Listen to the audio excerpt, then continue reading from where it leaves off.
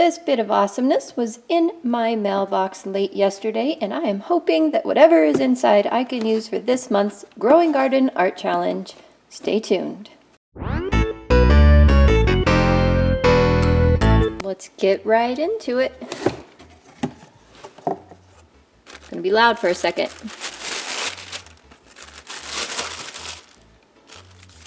Well, that looks interesting. Nice sticker. I will dig all this out and lay it out on the desk for you.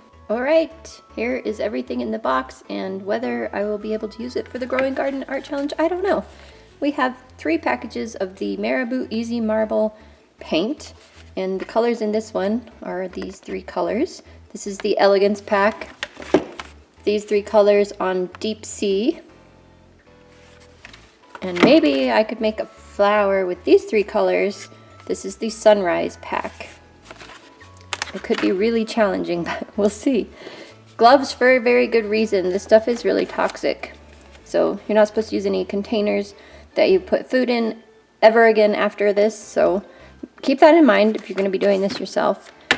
And marbling it's a whole thing. So you'll see it in the video. So stay tuned here. This is really cool. Dura-bright. There's sheets of white opaque paper in here. It's kind of like a plastic. It's a take on their dura-lar, if you've ever heard of that. Bamboo skewers, so that you run it through the paint and you get this marbling effect that like you see on the brochure here.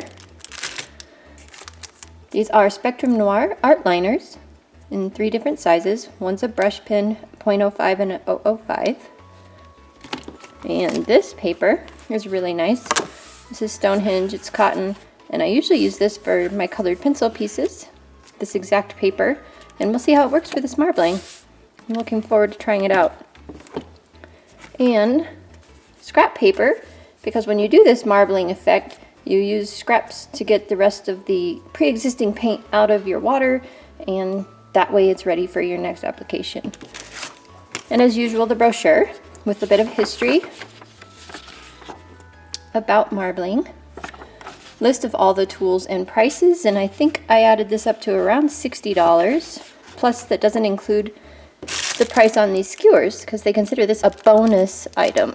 And project pointers, and then a more advanced project, and the pointers, weekly challenge instructions, and the prompts this month are Boogie, Rapids, Surprise, and Adventure.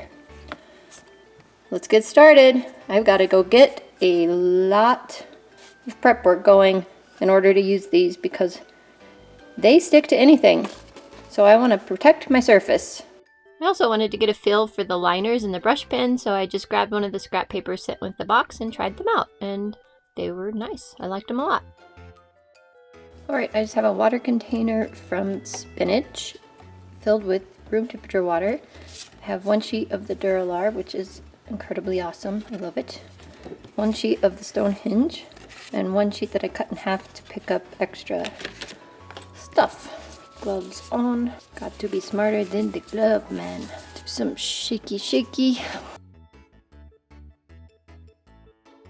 Lids off and ready.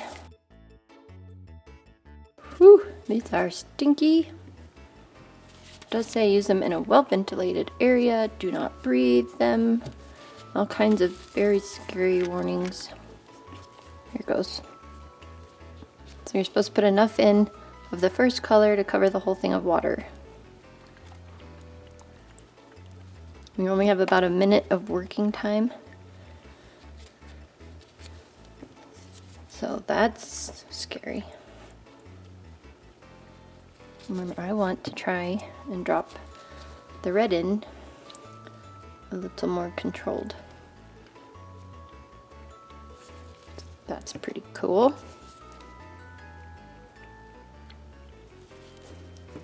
Yellow.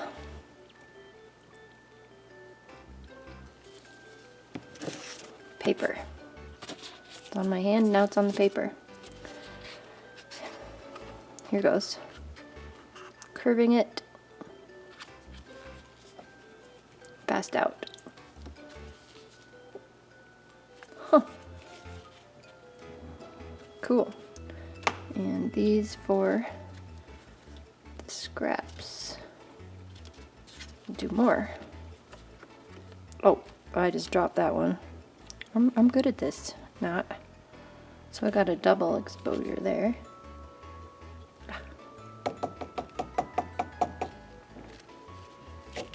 Okay. And oh, I know what I forgot to do. I forgot to pull the pigment away from the piece when I pulled it out. Got some learning to do here. Let's try the dura-lar. So you want to get that first layer of paint to cover the entire surface of water, otherwise you have blank spaces. Basically the white of your paper shows through. So if you didn't clean up the previous layer enough and you get those white spaces on your paper, that's probably what happened. I learned a lot doing this. I have probably 8 tips for you guys at the end here, so stay tuned for sure, because this is fun, it's addicting, I learned a ton, and I think you're gonna like some of my tips.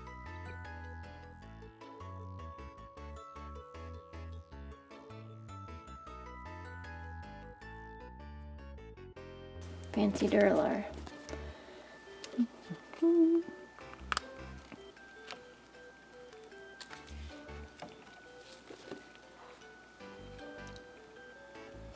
Interesting. Could probably make some flowers out of that one. Okay, quick interlude here. This paper is not happy with all the water, but I suspect that it'll dry out just fine. Can't wait to see that. And my gloves are super sticky. It was at this point that I went a little bit insane and wanted to use every piece of paper in the house. So I'll use this time to give you some of my tips. You want to probably use distilled water. I think I got air bubbles, A, because my method probably wasn't perfect, but B, I have highly mineralized water. It's very sulfuric, and distilled water would help get rid of some of those impurities. I also suggest that you use a container that's not too big, so try and match your paper size to your container. That way you don't waste any of your design, any of that paint. It's precious. What else? You want to gloss varnish it when you're done so that it will stay put and not move around and stick to other stuff. That is one thing. It said it would take 15 minutes to be dry to the touch and 24 hours to be completely dry, but I found that it took much longer than 15 minutes to be dry to the touch, so keep that in mind when you're using it. You want to have a ton of paper ready to go and different kinds of paper, because you are going to want to try everything. Every surface in your house you're going to want to try with this stuff. Have lots of skewers or mixers to pull the paint around in the direction you want. Get a lot of scrap paper to pull out the excess paint at the end of your dip. And I have a couple of others that I will save for a little bit later.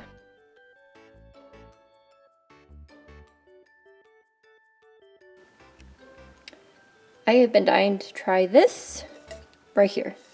So this is a thermos insulated hot cup, and my family has a bazillion of these, and if you guys have any of these, you know that the paint peels off. So this has no paint left on it. It's just the stainless steel, and I actually really love it just being the stainless steel, but I want to try the marbling because it's fascinating. So we are going to do marbling on this, and because it's really toxic, I didn't want any chances of it getting inside. And I will seal the outside, but I put this tape around it anyway, so it gives me kind of a stopping point right there, and hopefully the tape will work, and we'll see what happens. And I thought I measured the depth of my container, but it was not deep enough, so I had to kind of twist it back down at an angle, unfortunately. This could be a mess. I'm gonna dip it and twirl it. And there is just something about the reflection on this cup, but it is so gorgeous in person. Oh my gosh, I'll show it to you again once more at the end, I think, maybe? I don't think so, actually. So never mind about that, but anyway, it's just gorgeous. My son, he's 18, he came up and saw it right away, and he's like, I have to have one like that. So here I spilt some on my table. Oops, it definitely doesn't come off with water, but I used Gamsol odorless mineral spirits and it came right off. These ones here are my 3 favorites out of the black ones. However, with the dura-lar, it kind of peels off. Like, I thought this was just water waiting to dry, but if you barely rub it, it comes off. And I know you're supposed to seal these and stuff anyway, so that's a no-brainer, and I definitely want to save this one, but like this bubble here will just come off if it gets touched like that. So I'm really sad about that because I think it makes it look, I don't know, really undone, spotty. I'll still use these 3. I think they're awesome. This one looks like a hand holding a rose maybe, so that's really cool, and I love that. And that one's just a good compliment. But I'm gonna try this stuff on watercolor paper. The paper they gave us doesn't do that, so that's really cool. But I want to try it with an actual watercolor paper since we're dipping it in water and it like attaches with wateriness. Do you like that word? I want to try it with water. And time for one of my good tips here. See that masking tape there? That is going to be your lifesaver. So definitely put masking tape on your paper. That way your gloves don't get into all that paint and get sticky. And they also, that stickiness pulls up the paint on your page and it's sad and it puts ugly fingerprints on it. So that's bad too. So definitely use some tape, stick it on the back, dip it in and only pull it out with that tape. It works so nicely.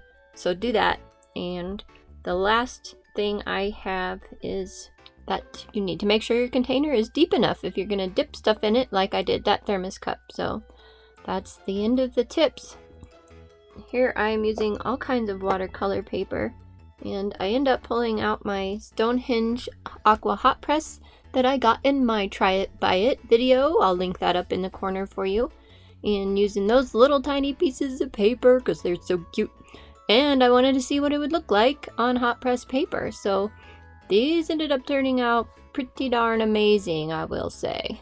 So, have you forgotten about the Growing Garden Art Challenge? I almost did, but this is the whole point of this video. I am trying to make flowers out of this uncontrollable substance, and I actually succeed pretty darn well. This one is actually a butterfly, but you know what? Butterflies are in a garden, and so that works out really well. So anyway, this Growing Garden Art Challenge is put on by Dena Tollefson. She puts on a challenge. It seems like it's every other month or so, and they're really fun to participate in. So if you have desire to do some art, go over to her channel. I'll link it in the description below.